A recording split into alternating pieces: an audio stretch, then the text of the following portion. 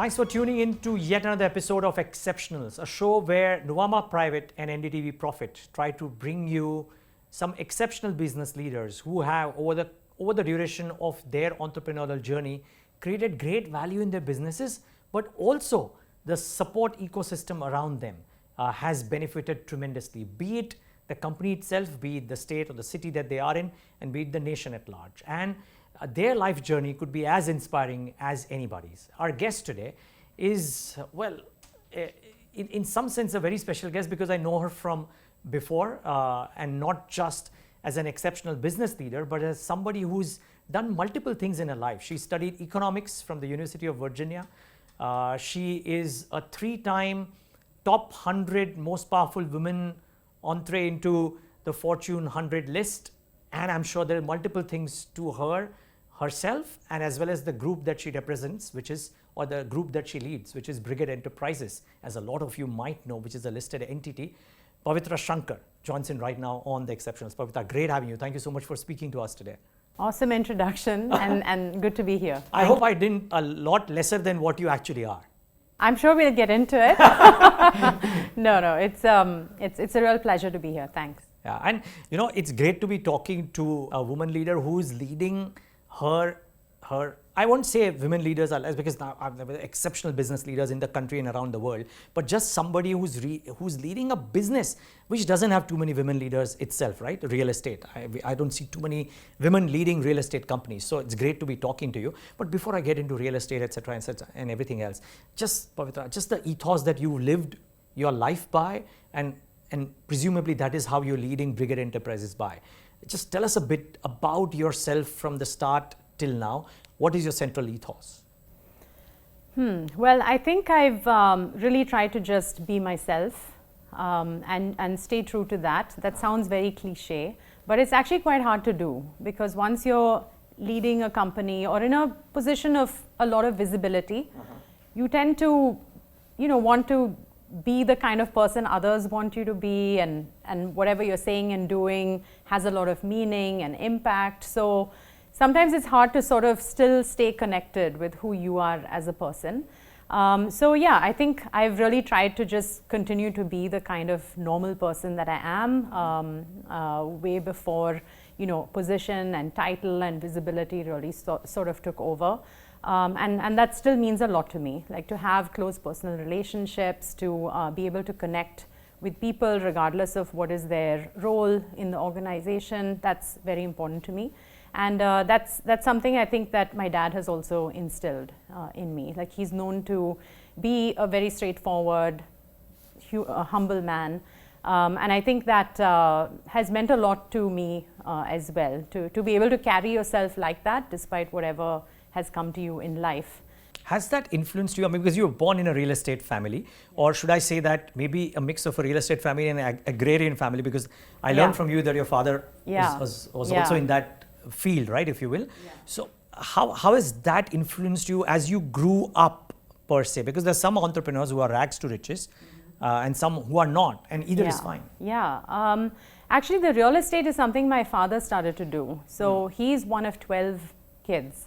Very large family. Okay. Very large family, and the youngest. So probably why he did something crazy, like just start, with real estate. And he comes from a coffee planting background, from a small town called Chikmagalur in Karnataka. So, we didn't grow up thinking, hey, we're part of a large real estate empire. Okay. So his first project was in 1986. I'm going to date myself here, but I was 6 years old then. He came about it very accidentally. He had a chicory factory, and that didn't work out well. So at that point in time, he was just thinking, what can I do next? And he sort of narrowed down options, and he thought, let me start with real estate, which is quite a natural option for many. But for him, he decided his first project is going to be like the tallest building in Bangalore at that point in time.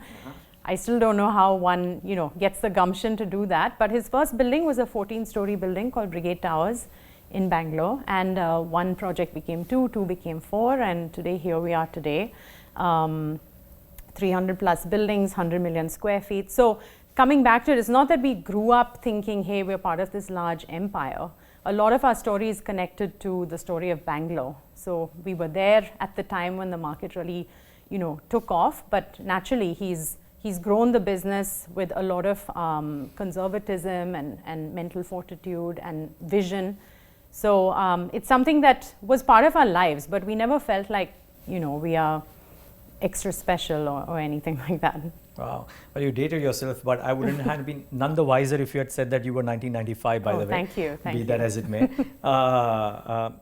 But your study, right? You did economics in Virginia, but then you did something related to real estate. So in your mind, as you did higher education, you were clear that you probably wanted to be a part of that real estate fraternity in some fashion, or the business in some fashion. You know how you look back and you can connect the dots really well. Okay. But when you're going through it, sometimes it doesn't make sense, or you're just kind of taking a leap at some point. So I grew up, first of all, not interested, not really sort of keen to be part of the real estate business. Okay. I mean, it was my dad going to construction sites and I don't know, I just really wasn't paying too much attention. I wanted to either be in music or writing, some kind of creative field. But I don't know, maybe as you go through life, you just, I was good in my studies, so I was like, let me do engineering. That kind of didn't really work out. I came off to Bombay for about a year, and I really liked the economics that I was studying there. So it went from there, and my dad would keep hinting now and then, why don't you work for a real estate company? You're in the US, why don't you work and understand what that's like? And I kept refusing and saying, no, this is something you want me to do, so I'm not going to do that. But eventually, as I was applying for business school, they ask you to write a whole bunch of essays. And that's actually a process that I feel made me really think about what I wanted to do, why I wanted to work, why I wanted to be in business. And I had already worked outside, I'd worked in the US for a few years. And just thinking about why are we even working? What is the purpose? Why do I align with things? I started to think about our story, my dad's company and his story, building it up, and why not be a part of that? Because it's not so much what you're doing, but what's the reason behind it? Sure. Like what's the bigger picture and why you're doing it? So, while I was applying for business school, that's what got me thinking. And the school that I got into, which is Columbia, they contacted me and said, hey, we actually want to give you a fellowship. So there's very few people we give this to, and you seem really promising as a woman who's looking to get into real estate. So it just kind of fell into place. Okay. And finally, right before I had to start the program, I had a couple months off and I was in Bangalore at home. I'd done a bit of travel, and then I just wanted to do something with my time. So I spent some time in my dad's company for the first time, actually, like actively. This is 2006. Okay. And for the first time, I actually saw him not as my dad, not as like some remote third-party person, but rather like a great boss who I would love to work with. Uh-huh. So it was a purely professional decision, if you can believe it, that I wanted to work with this person who I could learn a lot from, and who was really highly regarded in his field. But can I just pause you there? A bunch of my colleagues, batchmates, friends who went to US circa that time, right? That time it was the in thing to do. Yeah. Go there, get a fancy job, and you did a couple of fancy jobs, if I'm not wrong, private equity, consulting, etc. You had your own venture as well, I believe, out there, right? Yeah. The decision to let go of this really first world life in US and come to India, was it entirely because you wanted to work for your dad as him being your boss and having this well-established company, or were there other factors too? I'm glad you're saying that, because a lot of people look at it as you had this big empire to come back to. Obviously, it was a no-brainer. But I was very independent, living by myself, enjoying my lifestyle that I had in the US. I liked being in the States. I had been there. By the time I came back to the US, I'd lived there for about to India. I'd lived in the US for about 17 years. And there was a time Swades released. Yes. And everybody said, Swades. I don't think the movie was it. But somehow, again, like it was just a moment, like I had come back to India for the Christmas holidays. And this was 2011. And Brigade at that time was celebrating 25 years of our history. So when we had that event, I was just there as part of it, and seeing so many people who are all part of the same mission, it just kind of reiterated that this is what I wanted to do. So while I told my dad in 2006, yes, I want to come back, I was in business school, then, it just kind of took time for work to kind of, to be part of the whole, working ecosystem. And then eventually, as time goes on, you sort of lose sight of what you had promised earlier. But this event, when I came back in 2011, it just reminded me that I wanted to be a part of this. So when I went back, I actually quit my job at the private equity fund there, and I decided I would take some time off and figure out how to, spend my time in the US usefully until I could get back to India. So because of family, I'd just gotten married. My husband wanted some time in the US. So I was like, okay, fine, we'll take our time and come back. So that's when I started this venture. So the whole point was to understand Indian customers living in India or North America, NRI customers, why do they buy in India? Why do they invest? And really understand that psyche there. So I told my dad, how else can I get involved with the business? So I was a finance person before, and I was saying I would look into finance and processes, and he was like, no, all you need to do is sell. and I didn't really like that idea, but it made sense. And I think it's really helped me connect with the customer. It's helped me understand why they trust a brand, why they're, why it's hard for someone living abroad to trust a brand in India who's selling real estate. So many of them have really bad horror stories. So it wasn't just sales, it was also customer relations, understanding, how the transactions need to happen, the kind of communication they need to have. So I think I came away from that with a lot of understanding and empathy for what the customer experience is like in a very difficult industry. So that's the long story of how I came about it. And then finally, when I moved back in 2016, the natural thing was to enter the residential business. Awesome. Yeah. Great. So we talk of experiences guiding our life, molding our life in some sense, and you've kind of had that very new, like I said, went to the US, stayed there for a considerable long period of time. I believe family evolved at that point of time. How did that experience help you, maybe personally, but professionally as well? And is there something that, because there are a bunch of entrepreneurs who probably have that in, right? Because we hear of a lot of people who've lived abroad for a considerable period of time, coming back now, starting off their own journeys on the entrepreneurial side. How did that help you, mold you, if you will?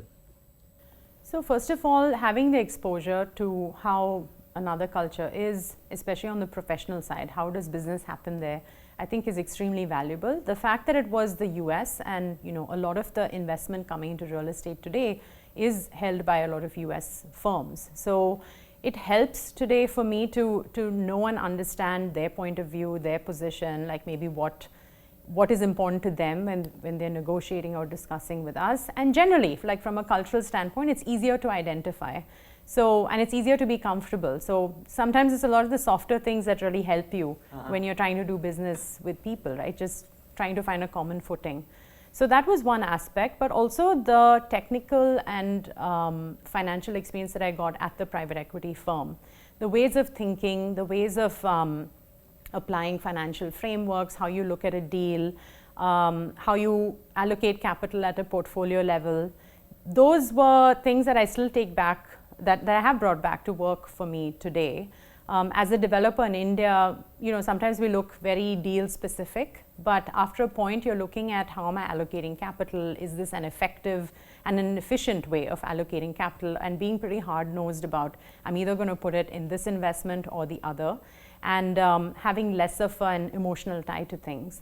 So that's been a very valuable lesson I still hold with me today. And like I mentioned earlier, like the part of my experience when I had set up a business and working with NRI clients who were looking to invest in India, that was fundamentally important for me. So while we hold customer centricity to be one of our core values in our company at Brigade, it's a thing that's said often, but does everyone really mean it? And do you really have that drive to follow through in even the smallest details. So I think that's very important to me, and now my team also understands that. So those two things I think I've really brought back. So a troika of things, right? From a real estate business, is it the predominant factor? Is it the land? Is it sales and getting the people to do this, or is it the financial allocation portion? Which to your mind, and I know you'll say all three are important because all three are, but which to your mind is the more dominating piece for a real estate business in general, or for Brigade in particular, with you at the helm? So I would say I started off being super customer focused and customer oriented, and changing a lot of the processes to make sure we could do that at scale. So as you're growing, sometimes that's what gets lost. Everyone's focused on sales, but not so much what the customer experience is like. So that was a big part of it, setting in certain ways of making sure that we knew what was going on with the customer, and as many layers sort of get built in, I don't lose sight of what is important to them. But my role has also evolved. So as we, it has moved on from that to maybe today it's more about how quickly are we getting our projects. I'm more involved in land acquisition and business development. So that's required to feed this machine. So we're constantly out there looking at lands and meeting landowners and so on. So that's been a big part of my life over the last few years. And in parallel, the capital allocation piece is always there. So looking at the entire portfolio, that's kind of how we decided to really sort of invest further in Hyderabad and Chennai as our next markets, while Bangalore has been our mainstay. We've had to look outside of the city to just keep diversifying and growing that business. So it is all three, but I think different ones get different focus at during my career so far. Okay, and as you think about what you've done thus far in your young life, and it's quite a bit that you've done already, as you think forward for the next whatever number of years that you intend to keep working, it could be till eternity or it could be till a finite period of time, what are there goals that a leader like you sets for yourself, because those also become the goals for the firm? So do you do that, or do you kind of think about, let's take it a day at a time, and while there are goals, let's not cast them in stone. Let's work towards them, but let's take it a day at a time. How do you think about it? What kind of a leader are you? Yeah, I think from the business standpoint, goal setting is really important. Okay. It's important to not just keep it within you, so within me. So if I have certain goals and desires to reach somewhere, it's important to speak them out loud, because you're trying to mobilize a whole bunch of people to do that with you and to understand why you're saying things or which direction you're moving in. So that's really important to, one, first of all, have a reasonable goal that's possible to justify and also defend why you want to do those things, and plan it out in a way that is actually achievable. So today we can say, yes, we just want to keep growing, but what does that growth mean? Where are you going to have that growth? From which business will you be investing into? And why are you growing? Like, do you want to be the biggest? And that's usually a question we get asked, and we're quite clear. We don't necessarily want to be the biggest firm, but we do want to be the best. So we want to be the developer where people choose to have a home or want to put their offices because they believe in the way in which we go about it, whether it is the quality of design, the attention to the customer, focus on sustainability, whatever it might be. There has to be an alignment in values more than just, fine, this is some commoditized space. As the market scales, we can get commoditized, but in the end it's about talking about what values are important to us, and then showing people that they can align with what we stand for as well. Okay, interesting. Now you mentioned softer skills. I would add the software skills to that as well, because from what I learned, you are the person responsible for the digital transformation or bringing in a lot of layers of digitizing the business as well.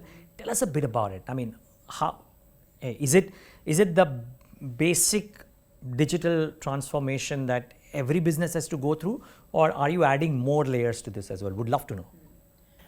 Well, I think it stems from just wanting to do something better.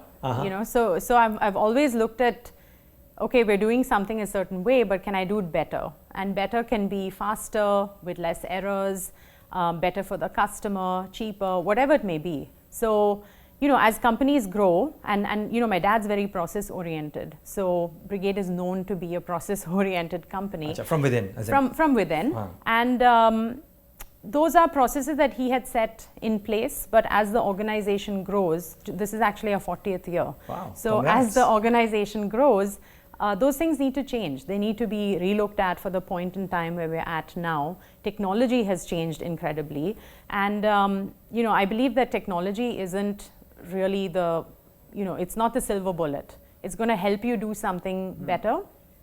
But at the core is the process, people, all of those things. So as we scaled, I felt like everything cannot be solved by just hiring more and more people. Like some things just need to be scaled up with tech.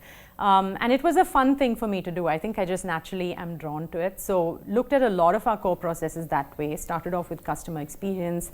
Again, more recently, what I looked at was scaling up of how we sign up projects and bring them to market. And there are many smaller things as well that are just fun, small projects. So, but currently what's really exciting is, of course, AI and how that's impacting the way in which we do work.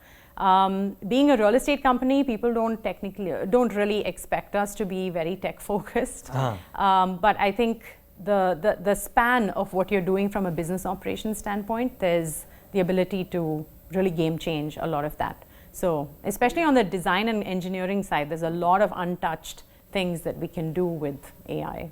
Could you? Okay. So maybe some of it is trade secret, but you do believe that AI could drive and make real estate businesses more efficient and better.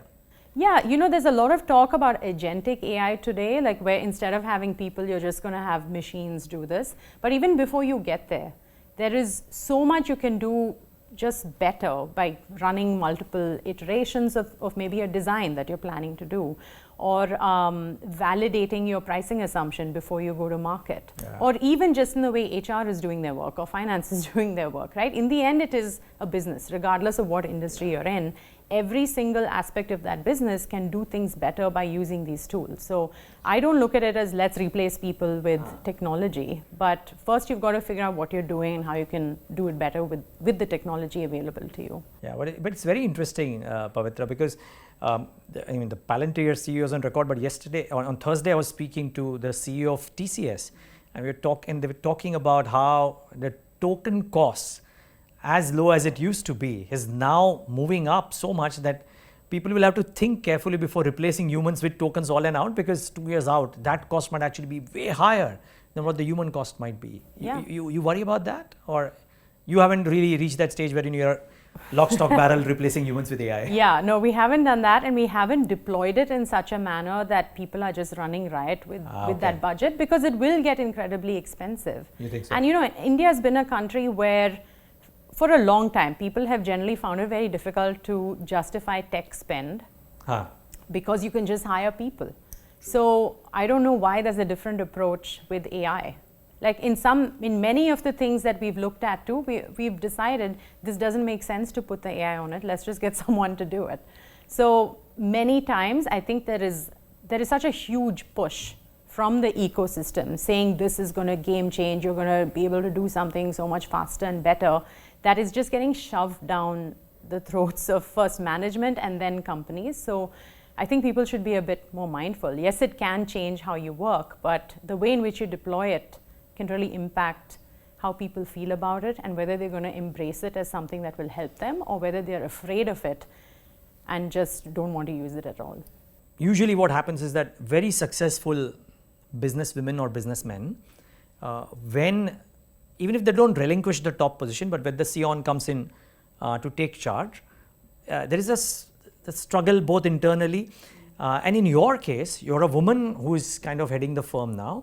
So both internally, there may or may not have been, I would love to know, but the challenges that you face both internally, having not replacing your father and stepping into his shoes, but kind of being there at the top, and even externally, like I said at the start of the show, a sector which is not used to having women leading the companies per se, right? Even though women may be in leadership positions. Is it a very unique challenge that you have to face? See, I'll say we also get this question of, you're a woman leading this company, what's that like? honestly, because I'm second gen and my dad is who he is, there aren't that many challenges. Like, no one's coming and challenging my authority. Of course. So if that sounds arrogant, I don't mean for it to be. No, I love the candor. It's just, you know, you have this position. It's not that it was just given. I definitely feel like I've earned it by working hard. But it's not going to get challenged in some rooms, right? We are the second generation. We are taking the business forward. And if we were guys, actually, I don't know how many times that question would even be asked. But in terms of, you know, first gen handing over to second, my dad has always been quite open that he wants us to take the business forward. He's been thinking about it for a while. He's thought about how my sister and I split the business. We also work with my cousin and another close family friend, and we all share these important roles together. And we're all aligned from that sense. But yeah, there are different ways of doing things. There are ways in which we need to do the business today that may be slightly different than what we've done in the past. So I think together we have to define what is the common goal, how are we going to define success, and then are we agreeing on how we need to get there. Like, those are the tougher conversations, but in terms of value alignment, that's 100% there. And that's not a given in many cases. We are very fortunate that he's the kind of person that he is. He's, again, like I said earlier, he's very down to earth. He's straightforward. He's not seeking the limelight. He's very happy to have my sister and I take a lot of that attention, and he's very proud. So, you know, from that perspective, we are not fighting anything. There's no drama. There's no sort of like wondering where you stand with someone. And you know, that's a huge benefit and a huge and a lovely thing, because you do want to focus on how you're moving things forward as opposed to be wondering, you know, where you stand with someone or whatever. So we're very, very lucky about that. But yeah, I would say there are tussles sometimes in how do you do things, and the way I would rationalize something and the way he rationalizes something. We have had opposing views, but as he also has told me, convince or be convinced. So I have worked a lot more on how do you convince? Is it with data? Is it with an approach? Is it how you talk about something? Are you thinking short term, long term? So he's not just going to accept something because I want it that way, or I'm his daughter and he has to listen, or anything like that. So from that sense, it is a very professional way of putting things forward. So if you look back, Pavitra, 10 years of being full-time involved, but multiple years of looking at this business, what would have been the biggest lessons for you as an entrepreneur who started off joining an existing company and then eventually rising to be at the helm of the company? Because you rightly said you've earned this business and earned this position, because I talked to the investor community about real estate sector in your business, and they all really admire the way you're doing things. So therefore you've literally earned it, and you're not just saying it, because I can verify it, if you will, for whatever my verification is worth. But my question is, what are the biggest lessons that you've learned as you look back at your journey thus far? Yeah, I'd say one of the really big lessons is the simplest things. Like you just need to do the work. You know, whether it is going through the numbers or knowing the numbers, whether it is going to the construction site, visiting the lands, like nothing is off the table. You should know everything that is going on with your business, and I do take pride in that, and I have learned that that's what we need to do. There are times when I maybe didn't get into the details, and I have, you know, learned my lesson from not doing that. As an entrepreneur, it does, you know, the buck stops with you. Of course. So there is a lot of sense of ownership. But the other thing I've also learned is that shouldn't cause you to micromanage or not allow you to delegate. And that's something I've had, I would say it's an ongoing journey, because you can't give someone responsibility without figuring out how you're going to review them, or maybe understand why they've made certain decisions. So you want to give accountability, but also give authority to people to make those decisions. But you also need to have a framework in which they're going to either come back and consult you, or just execute what you're telling them, or which are the situations in which you're only giving advice. So that's where, like, you know, it is always talked of like a soft skill. You have to be able to delegate. But I actually think it's a whole number of technical things that you need to sort of lay out and enable the whole team with certain boundaries, and then you can keep sort of, you know, zooming out further and further till you're just involved in a very strategic level. So there are some things where I'm further down the road and some things where I'm not down that road at all, but we'll get there. Okay. Well, as most exceptionals do, they are not just doing the business, they are doing a lot of other things. And, you know, I've noted down because you are involved, I mean, I don't want to get that name wrong. So the initiative is Indian Music Experience Museum, Yeah. right? Yeah. No. Indian Music Experience Museum. Yeah. Yeah. So tell us a bit about this, because there's a cultural side to this, Yeah. therefore, Yeah. the cultural side to Pavitra Shankar. Yeah. Tell us a bit about this. Yeah. Again, it's something that was a passion project of my dad's. He had visited Seattle some time back, quite some time back, and he visited one museum that was literally entirely about one artist, Jimi Hendrix. And this is about 20 years ago maybe, and he thought, we don't even have one museum for all of Indian music. And he's not a musician per se by training, but he loves music. He loves all kinds of music. And I think he just got in his head that he wants to create this museum, and the differentiator was that it should be interactive. So it was a labor of love for him. The museum actually is going to be celebrating 7 years this year. So I got the chance to be on that trust. I did learn Carnatic music growing up. And what I love about this museum is that the point is to bring Indian music to everyone, to the youth of today, and also to be a part of the community. And this is one thing. Growing up, I felt like I was taught Carnatic music in a very traditional, boring manner. But today, it's just so vibrant. It's just so exciting, and it's full of so much nuance that I think it just needs to be taught in the right manner or showcased in the right manner. And you know, young people of today will just be so proud if they know about it in the way that you can relate to it in other cultures as well. So I love that part about the museum, and it's just something that is a very special way to be part of something bigger than our organization and the company. I have an NGO, and I feel that the work that I do at the NGO really helps me multifold in the other things that I do, right? Which is anchoring or otherwise. I'm wondering if that more than a responsibility is an asset for you to be able to do something in the cultural side, and does it kind of reflect into better decision making for your commercial side of the business? Does it happen to you? Yeah, but it's not really intentional. I think like we didn't set it up in order to portray us a certain way, although, you know, that tends to happen. I think when people are overly strategic about things, this is kind of the stuff that happens. But you know, our name is not on the museum. There is no Shankar associated with that. My dad didn't even want that. But it is supported by our ecosystem. And I think like just having the ability to be part of something like that, first of all, it just shows you that you can have a huge scale impact on, and it's exponential. Yes, it's a museum, it's, you know, you can just call it a building, but it's an institution today in the music space, and it's just something that has evolved of itself. And it is a big part of our community as well. It's in South Bangalore. It's such a big part of the local community.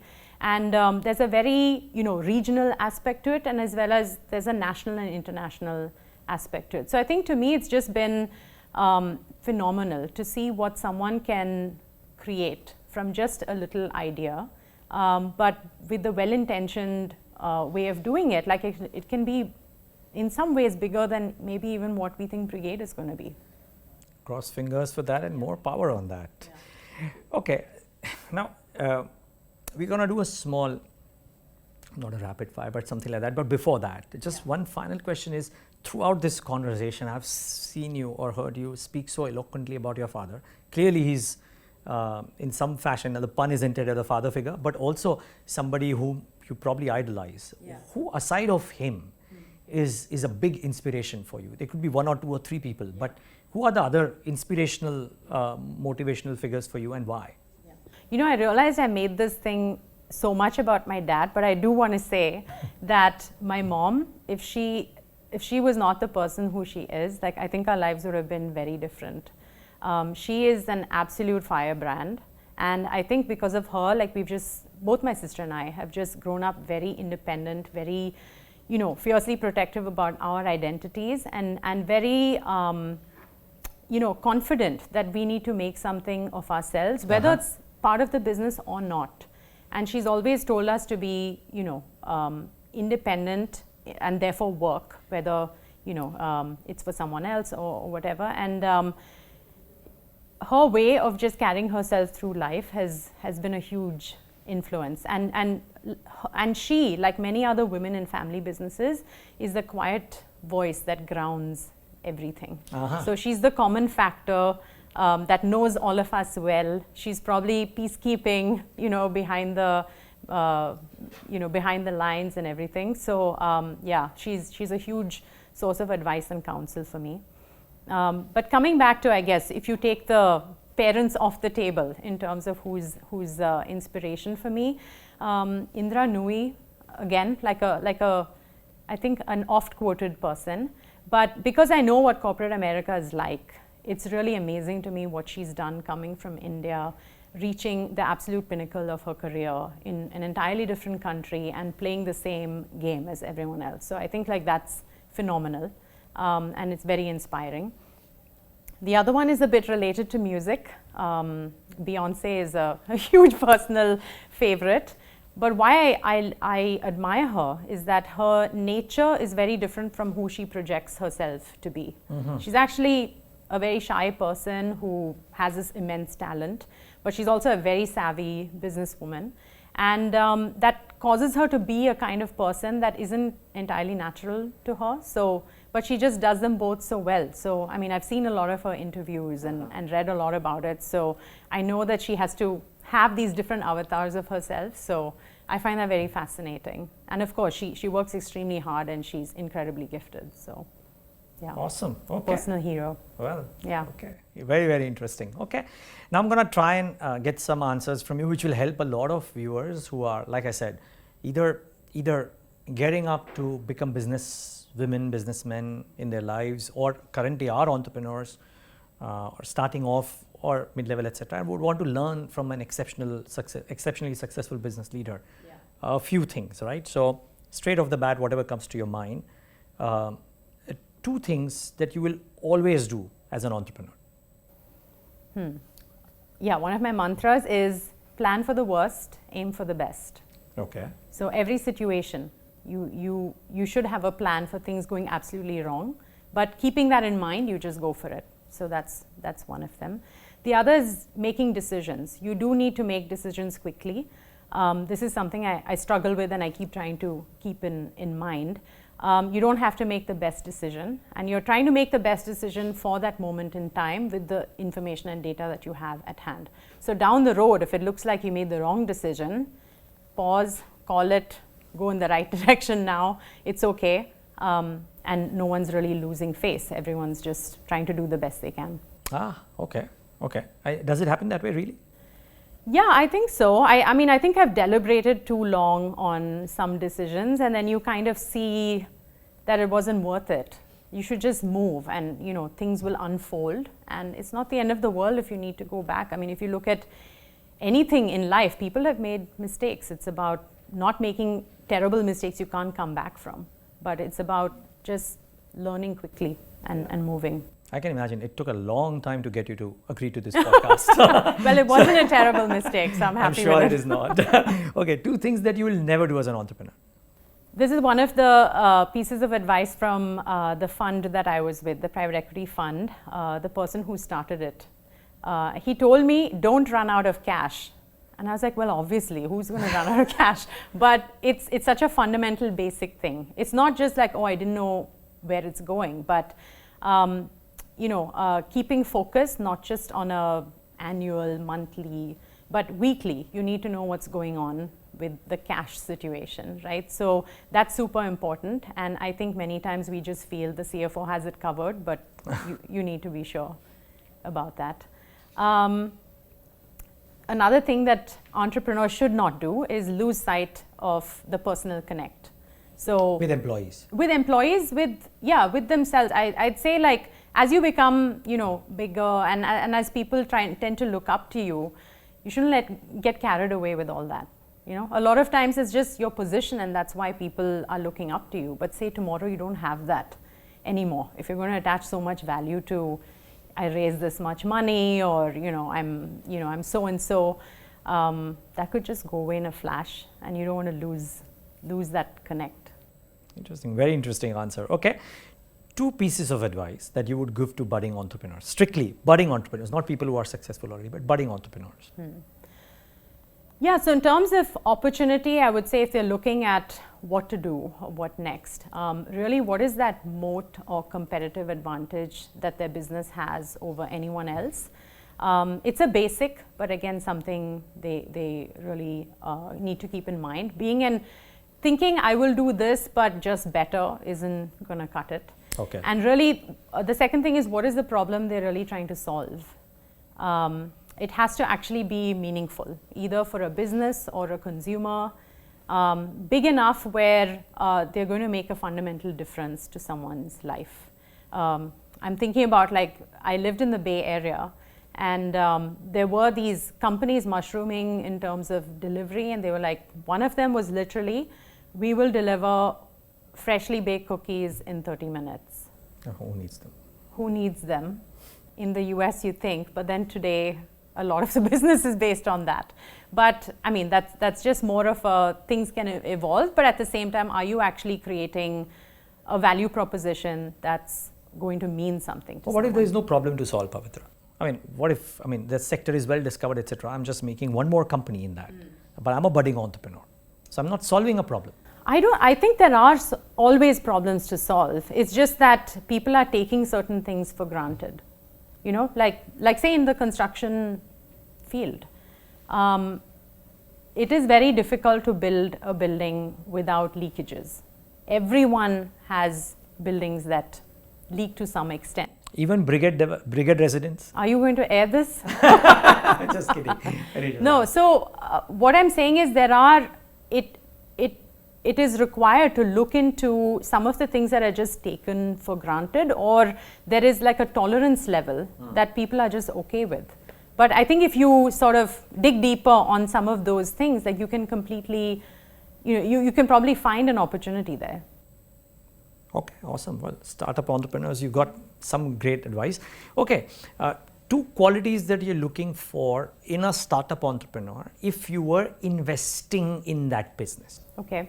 They should have gone through something really tough in their lives. Oof, okay. Yeah. I mean, it doesn't need to be, I went from rags to riches or something, but overcome something difficult for them. Okay. Because I think in that you learn a lot about yourself, and the fact that they've come through, and people do come through the toughest times in their life, but you only get that confidence of resilience and the knowledge that you will come through after you've been through it. So, if that is important, I think, to feel like, yes, I can make it through anything, because starting a business or running a business, there are going to be some very scary times. Yeah. And if you're constantly doubting yourself, I don't know if I'll make it or not, you're not going to go through it. Yeah. So if you just go through with it and you look back and you're like, hey, I made it through, like that itself is just a sense of, confidence that I will just persevere in any situation. Okay, and the other? The other one, I think, is self-awareness.